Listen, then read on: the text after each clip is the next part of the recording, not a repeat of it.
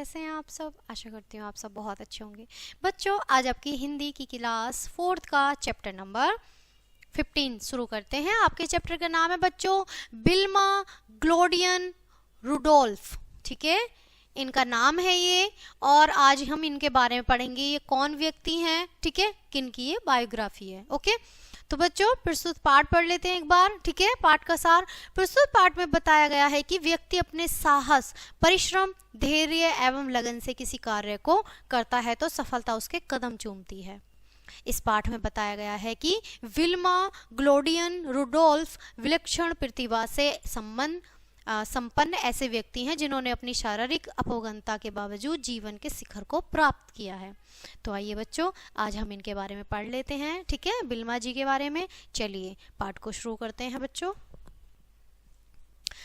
विलक्षण प्रतिभा से संपन्न बिल्मा ग्लोडियन रुडोल्फ एक ऐसा व्यक्तित्व है जिन्होंने यह सिद्ध कर दिया है कि शारीरिक अपंगता यानी जिनका शरीर काम नहीं करता या शरीर का कोई पार्ट खराब हो या उसमें कोई प्रॉब्लम हो तो उनको ऐसा अपंग बोला जाता है बच्चों। ठीक है, उन्नति और विकास के मार्ग में बाधक नहीं है बल्कि निराश उन्नति का मार्ग बंद कर देती है। जब व्यक्ति साहस, परिश्रम, धैर्य तथा लगन से किसी कार्य को करने का संकल्प लेता है तो सफलता उसके कदम चूमती है। ठीक है, तो विल्मा रुडोल्फ का जन्म 23 जून 1940 को क्लार्कविले, टेनेसी, अमेरिका में हुआ था। ठीक है बच्चों, उनका जन्म जो था अमेरिका में हुआ था। ठीक है, वे बचपन से ही अपंग थीं। ठीक है, इसी कारण 7 वर्ष तक उनकी शिक्षा दीक्षा घर पर ही हुई, यानी उनकी जो शिक्षा थी, जो भी उन्होंने पढ़ा और सीखा, सभी उन्होंने घर से सीखा, है ना। जब वे पहली बार विद्यालय गईं तब साउथ स्टेट के विद्यालय श्वेत और श्याम वर्गीय विद्यार्थियों के बीच बटे हुए थे। दोनों प्रकार के विद्यालयों में सामान शुल्क देना पड़ता था, परंतु श्याम वर्गीय विद्यालय में सुविधाओं का बहुत अभाव था, यानी वह सुविधा जो थी वो कम थी। ठीक है, विल्मा के माता पिता बहुत ईमानदार तथा मेहनती परंतु बहुत गरीब थे। विल्मा के पिता सामान ढोने का काम करते थे तथा माँ गोरे लोगों के यहाँ खाना बनाने, कपड़े धोने तथा सफाई का कार्य करती थी। देखो बच्चों, ये जो है बेड पर ये पिक्चर शो हो रही है, ये बिल्मा है, ठीक है, जिनके बारे में हम पढ़ रहे हैं, और ये उनकी माता है। ठीक है, चलिए शुरू करते हैं आगे, है ना। विल्मा के जन्म के समय रंग भेद की नीति बहुत जोरों पर थी, है ना। उस टाइम रंग रूप को बहुत ज्यादा तवज्जो दी जाती थी। ठीक है, इसलिए उनकी माँ की उचित देखभाल न हो सकी। इसके परिणाम स्वरूप विल्मा चेचक, गलगंड, निमोनिया तथा लाल बुखार, स्कॉर्लेट ज्वर जैसी भयंकर बीमारियों से ग्रस्त हो गई थी, है ना। श्रीमती रुडोल्फ ने विल्मा को अनेक चिकित्सकों को दिखाया, यानी उनकी माँ ने। ठीक है, उन्होंने बताया कि विल्मा को पोलियो हो गया है और अब वह कभी नहीं चल पाएंगी। पोलियो से क्या हुआ कि अब वह नहीं चल पाएंगी। इससे विल्मा के माता पिता को गहरा आघात लगा, परंतु उन्होंने हार नहीं मानी और वे विल्मा को 50 मील दूर एक अस्पताल लेकर गए। वहां उन्हें धातु से बनी टांग के सहारे चलना सिखाया गया। डॉक्टर ने श्रीमती रुडोल्फ को उनकी देखभाल तथा मालिश करने के तरीके भी सिखाए। उन्होंने विल्मा को सिखाया कि मनुष्य जो पाना चाहता है उसके लिए उसे सही तरह से परिश्रम करना पड़ता है। ठीक है, उन्होंने ऐसी शिक्षा दी उन्हें। आगे देखते हैं बच्चों क्या हुआ।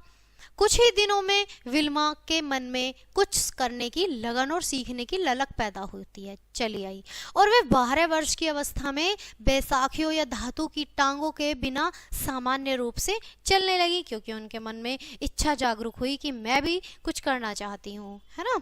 तो आगे देखिए, आगे क्या होता है बच्चों। यहाँ पर देखिए, यहाँ दौड़ का एक चित्र दिया गया है, आगे देखेंगे। ऐसा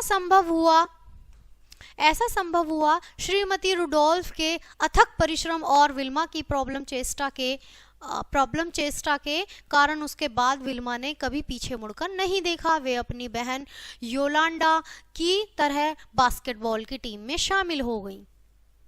उनकी खेल प्रतिभा को देखकर हाई स्कूल की परीक्षा पास करने के उपरांत उन्हें टेनिस की ओर से छात्रवृत्ति प्रदान की गई। तत्पश्चात बिल्मा ने अपनी पढ़ाई को 1 वर्ष के लिए रोक दिया और अपना पूरा ध्यान अंतर्राष्ट्रीय स्तर के खेलों में लगा दिया। ठीक है, तो उन्होंने अंतर्राष्ट्रीय खेल में ज़्यादा अपनी रुचि दिखाई। सारी बाधाओं को पीछे छोड़ते हुए विल्मा ने अपनी टीम को स्टैंड चैंपियन का दर्जा दिलवाया। जब वे केवल 16 वर्ष की थीं, उन्हें ओलंपिक खेल 1956 में कांस्य पदक पुरस्कार प्राप्त हुआ।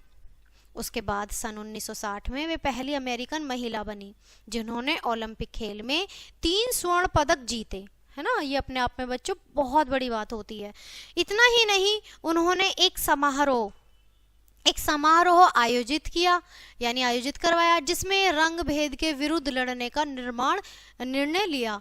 उसकी उपलब्धियों तथा योग्यता से प्रभावित होकर उन्हें विशेष अतिथि और कुशल वक्ता के रूप में विद्यालयों तथा विश्वविद्यालयों में भी आमंत्रित किया जाता था। ठीक है बच्चों, जो वक्ता होता है वो होता है बोलने वाला। ठीक है, जो लॉयर्स होते हैं वो बोलते ही तो हैं, उनका प्रोफेशन होता है, तो उन्हें वक्ता बोला जाता है। ठीक है, सन 1967 में अमेरिका के उपराष्ट्रपति ह्यूवर्ट हर्फी ने विल्मा को ऑपरेशन चैंप में भाग लेने के लिए बुलाया। ठीक है, उन्होंने उन्हें क्या करा, इनविटेशन दिया, प्रपोजल रखा। विल्मा ने विल्मा रुडोल्फ फाउंडेशन नाम की एक संस्था भी खोली जिसमें विभिन्न प्रकार के खेलों का मुफ्त परीक्षण, पढ़ाई लिखाई एवं अन्य सुविधाएं दी जाती थी। सन 1977 में उन्होंने आत्मकथा लिखी जिसका शीर्षक था विल्मा। इसी आत्मकथा पर एक फिल्म भी बनी। विल्मा का जीवन अत्यंत प्रेरक है। उन्होंने यह सिद्ध कर दिया कि प्रयत्न एवं परिश्रम के द्वारा अक्षम होते हुए भी व्यक्ति सक्षम हो सकता है। यानी अगर उसके बस की कुछ नहीं है, अगर वो कुछ नहीं जानता है और उसकी मेहनत परिश्रम अगर है साथ उसके, तो वह अक्षम होते हुए भी सक्षम हो सकता है। 54 वर्ष की आयु तक अपने जीवन को समृद्धि के शिखर पर पहुंचाकर वह विश्व प्रसिद्ध महिला 12 नवंबर 1994 को सदा के लिए सो गई। यानी जो उनकी मृत्यु हुई वो ही 12 नवंबर 1994 को। ठीक है, तो बच्चों ये थी रुडोल्फ की कहानी, जो उनकी आत्मकथा थी, उनकी जुबानी। तो बच्चों ये पार्ट यहीं खत्म होता है। मिलते हैं आपसे नेक्स्ट चैप्टर नेक्स्ट वीडियो के साथ। तब तक के लिए bye and thanks for watching.